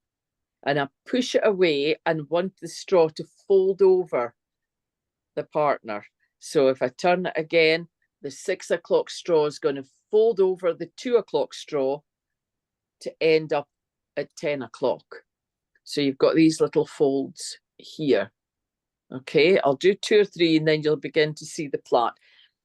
This is probably one of the most difficult plaits that people find because you've got so few straws. You know, if you've got 10 straws, you've got 9 straws that are helping support the straw that you're moving.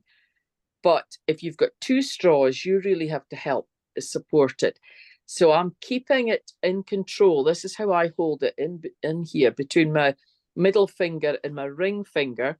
But I've also got it between my finger, my first finger and my thumb. And it's quite tight on my thumb. I keep a tension on, not on my thumb, on my first finger. The light's not great. I wonder if I come closer and you see. And you continue like this for only about a centimetre, just over a centimetre, that's half an inch. That's easily plenty for the little top on the Pixie's hat.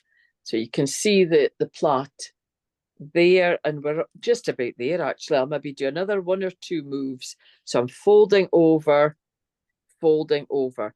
With this plait, I would recommend plenty of practice. I got so frustrated with this plait when I first started it, and it's a bit like riding a bike. You keep trying, you keep trying, you keep trying, and then one day you think, yes, I can do this. So this is what you want, is a little plait like that. And I've maybe gone slightly longer than I actually need to, so it's just quite a short length. And take your thread and tie up the 2 straws. There we go. It would help if I had my thread ready. Now, don't cut off the extra straws because they're going to be used to plait the hat. So, nice tight tie. And then I'm going to bring in another 5 straws. So the hat is actually being made with 7 straws. It's a 7-straw spiral that we're going to do. So I've got 5 more straws sitting here with heads on. And I'm going to just take them to one side and chop those heads off. Okay, so that's where I've cut the heads from. And remember, this is going to be on the outside of the hat. So I want the raw ends to be on the inside of the hat. So I'm going to turn the straws in this direction and tie them to that last tie that I did at the end of the 2-straw plait. So I'll hold it like this, make life easier for me, and I'll put the 2-straw plait in the center and try and bring the straws around, but it's not vital. You'll sort them out in your first round of plaiting. So then I take my thread, I'm going to form the clove hitch again, and tie those 5 straws onto the end of the 2-straw plait. I don't want too much raw ends, but you can always cut them if they're too big. I'm going to pull tight and just letting them come in a bunch around the little stalk. Just make sure I've got all the 5 straws tied in. Now we're going to do the 7-straw spiral. So it's using these 5 and those 2. So I'm going to try and line them up under the camera. So can you see what I've done? I've opened up the straws. So the raw ends are pointing up to me. And I've got the little stalk, if you like, hanging down. And I'll leave those heads on just now. So keep them on the outside of the hat and we'll trim them later on. So I'm starting with 2 straws on my right, and I'm going to establish one round where I'm going across 2 straws. And that'll just help get the plait started. So I'm going to do 6 moves, and that should take me round. I'm going to see if I can move this cable a wee bit before I start. Okay, so I'm going to go across 2 like that. And then these 2 are together now. So I hold on to them and I turn my work. Take the straw that's not been moved. So this is the loose one. I know that that's the one that's just moved. So I take the other one underneath. It's going to go across this one and the next one. There we go. And then hold on to those 2. And then make sure the raw ends stay in the center. You're working around them. So here's the pair. So take the straw that's not loose, fold it over and round. Keep doing this all the way around. So you need to count to 6. Now, I don't know how well you're seeing this because I'm having to move in a funny direction to get away from these cables. And once you've gone to 6, you've done a round. Can you see? You should actually have a 6-sided figure, and then you're going to increase the plait. So I'm going to come to the outside. So this time I'm only going over 1 straw, and it's sitting to the outside this time. It's not crossing over 2. It's only going over 1 and sitting next to its partner. So then I take the upper straw, which is the one that hasn't moved. I take it towards me, push it away, and it sits to the right-hand side of the next straw. Turn my work again. So you always have 2 straws at 3 o'clock. Push it away. Bring it again. Now, we're making a hat for this little pixie. So it depends on the size of the head that you've made as to what size the hat has to be. But I've used a 1-inch wooden bead like Linda has done. And what I found for the hat is if I increase for 2 or 3 rounds, so I'm just going to speed on a little minute till, can you see how the shape's getting a little bit bigger each time? Oh. And I'm then going to bring in my pixie and have a look and see. So I just hold it up. It's like going for a fitting. Now that's, in my eyes, that's far too small. So I'm going to do another round. So I'll whiz on and do 1 more. So that, in effect, will be me doing 3 rounds of plait. And I'm going to test it out again to see how I'm getting on. But, you know, the little hat is a bit of fun. And Linda was saying she liked the hat. And it doesn't matter what shape it ends up in, because it's meant to be a fun little pixie. But this one, I would say, is now going to be big enough. Can you see how I can just see the plait? If I hold the pixie's head, I can just see the edge of the plait. So I'm going to continue to come out slightly, but not out quickly like we've been doing. This last few rounds, I was going to the right-hand side. This time I'm going to start shaping the hat up this way, and I'm going to come onto that corner. Okay, so instead of sitting at the side, which really increased the spiral quickly, pop it onto the corner, just on the corner. So I'm not reducing it in size at all at the moment. And I'm going to do another 2 or 3 rounds like that. So fold it over, but keep it to the corner. I keep praying that this straw is getting shorter and so it stops catching on this wire. And I'm going to do 3 rounds like that. So just onto that corner, like that. So that's 1 round. I'm actually going to move it away just now, or I'm going to start screaming. And I'll do another 2 rounds just exactly like that. So there's another 1 round. And here's me on to the 3rd round. So all I'm doing is over, and it's sitting on top of the corner rather than sitting beside it. And I've got now 3 rounds. Can you see how I've started to come down? So I get my Pixie again and try it, and that's not too bad. Now I'm going to reduce it for at least 1 round, if not 2. So I'm going to reduce the size so that it comes in close to her head. So this time I'm really coming into the corner there. The last 2 or 3 rounds I was in that position. The first 2 or 3 rounds I was in this position, then this position, and now I'm coming in a little bit further. So I'm going to do 1 round and then look at it, because this is quite often, Linda and I were discussing this earlier, we tend to pick up the straws and work as we go rather than have a complete pattern developed right from the get-go.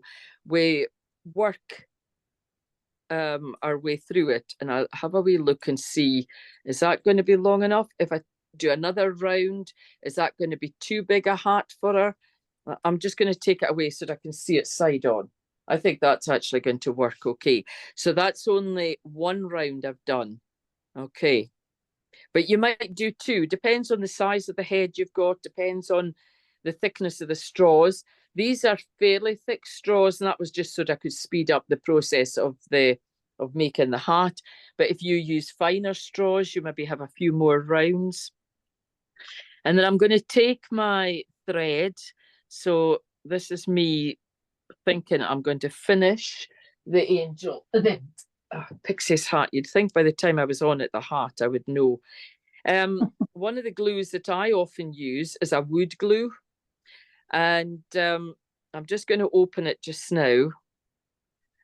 And I'm going to glue the tie. Remember Linda said way back at the start of the class that she would pop some glue on her tie. Well, I do the same.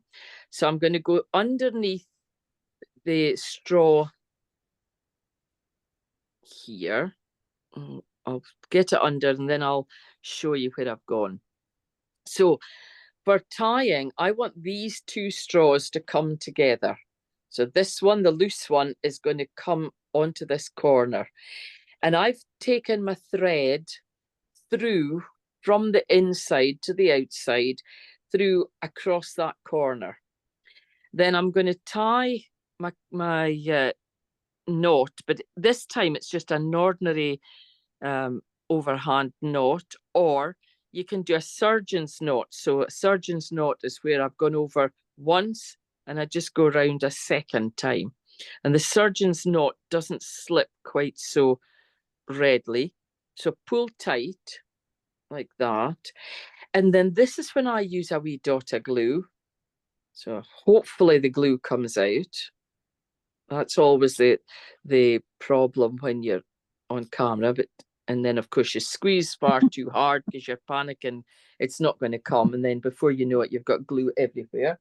So I'm just going to wipe my fingers. And so you can see where I've put the glue. And then I take my thread and I do a second ordinary overhand and through like a half hitch. And when I then pull that part of the knot goes right into the glue. So it really secures it.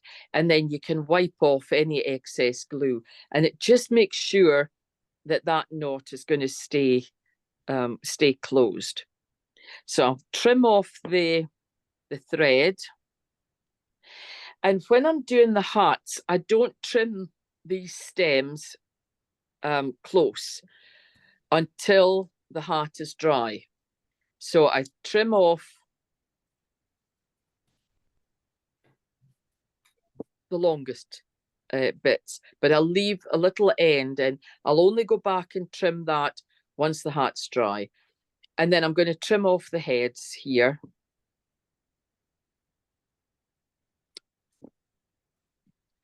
And then you can start to shape this little stalk however you want.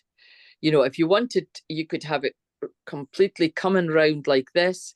If I really wanted it to be in a certain position, you could leave the thread on here and just tie it loosely round on this side. And then once it's dry, cut off the thread and it would stay in that position.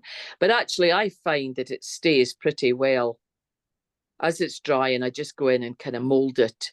So if I bring in the other one that I've finished, you can see how I've now gone in and trimmed off all the excess straw. And the last thing I would do, and of course my little Pixie doesn't have a skirt at the moment, but the last thing I would do is pop the hat on the head. As I say, you can have it at a jaunty angle, or I quite like it sitting back. And if you don't have many straws at the back of her head, then pop the hat more to the back, and that'll hide any blank bits on the wooden bead. And I just put a wee dot of glue from the glue gun onto her head and then put the hat on. Okay, so that's how the little hat's done. And if I bring in the finished piece, you can see the Pixie with her little glued hat. And then it's up to you how you position your little figure. As I say, you might want to have just the little feet crossed over. You might want to have, with this one, I would maybe prefer to have a slightly shorter skirt, because I felt it hampered her knees a wee bit. But you could have her knees up a wee bit. Look, she looks almost like she's sitting, and she will sit on a shelf or the top of the Christmas tree. Like I say, the tree would just go up in here.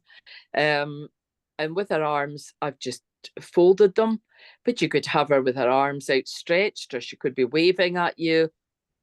The possibilities are endless. So I think we've covered everything, Linda, would you say? Yeah. Oh, yes, I've assembled the skirt and I just have the belt pinned on for the moment. Okay, hold on a second, and you've seen my finished results, so now we can have a look at Linda's. I had tied her skirt in place, and then I would glue the belt. Right now I just have it pinned on, but that way I'd slide it up and put the belt around. And because I was going to use it, I have my hat that I made. They're just so cute. I would have her hold a marquetry star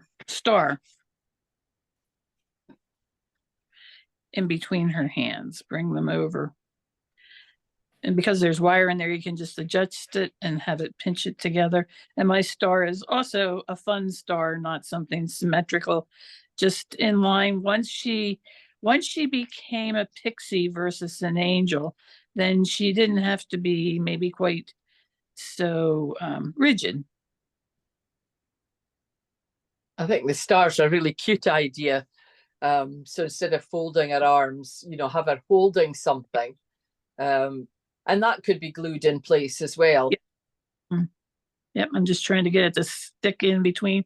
And I'm looking, I showed you this earlier, Elaine, my stars smaller stars that I would punch out on a gold thread, and I'm not finding them among the amazing mess that's beyond. I'm glad I'm not the only one with a workshop that's Amazing. But- Take the small star and just glue them onto a piece of gold thread and have it hanging somewhere off of her. Yeah, I thought they were really pretty when you showed me earlier. I thought that was a great idea as well. But it could be anything, you know. It's really, this will be the exciting bit, is if you guys all send photos of your finished pixies and let us see what they've all got up to. And who needs what do they call it, an elf on the shelf? Mm-hmm. We've now got the straw pixies. And I think they look a lot better than some of these elves that sit on shelves. Anyway, is there any questions before we finish? Any questions for either of us or both of us? Or has anybody got a pixie? Anybody got anything to show us? I'm going to put the gallery view on till I have a look and see what you're all up to. Has anybody been making? Lindsay, have you made anything? I've made 4 pages of notes. Usually I try and weave along, but this time I was just taking notes. Good. Oh, I think there was a lot that we've gone into tonight. Would have been difficult for you to have a completely finished pixie, but Caroline's holding up. Wait a minute, Caroline, I'm going to spotlight you. Oh, look at you. Yeah. Perfect. Oh, great. Hey, The arrow flat. Yeah, Mhm. fantastic. well That's done. great. Thank And you. what, anybody else got anything they want to show us? Alison's holding up something with Elaine, but like me, while we were looking around, I did actually find my stars that are glued. Oh, look. Oh, yeah. Oh, well yay. done. That's Yeah. great. Well done. It's nice to see you, Alison. I haven't seen you for ages. Wait a minute now. I'll put Linda's spotlight on again because she's found her little stars. I found the stars among the outside mess. So they're just punch stars out of marquetry, and it's just gold sewing thread. And so it collects the light, and they're just glued back to back. Mm. And I would just have them maybe hang off of her skirt or maybe off the point of her hat. I'm not sure yet. Oh, that would be lovely, actually. Yeah. I'm going to change the spotlight because I did that wrong. There, that's better. There we go. I thought that idea with the little stars on a gold string really was quite exciting because they have movement as well. Yeah. You know, so if they were left dangling, look at that. That's really cute. The point of her hat. Yeah, that's really lovely. Really. But they're really easy to make. You can make them out of the scraps. Mm-hmm. And it pulls the star that I had her holding, pulls that all together. Well, any other questions? Anything else that anybody wants to ask or show me? Just shout out and I can. The skirt is called Flatfoot Rustic Plat. Yes. Okay. Thank you. Like I say, those getting the Cornjolly News magazine will get the pattern. You'll all get a recording tomorrow of the class, and I think this will go on to Gleanings at some point as well for those in the US. So keep an eye on that. I'm actually going to stop the recording at the minute.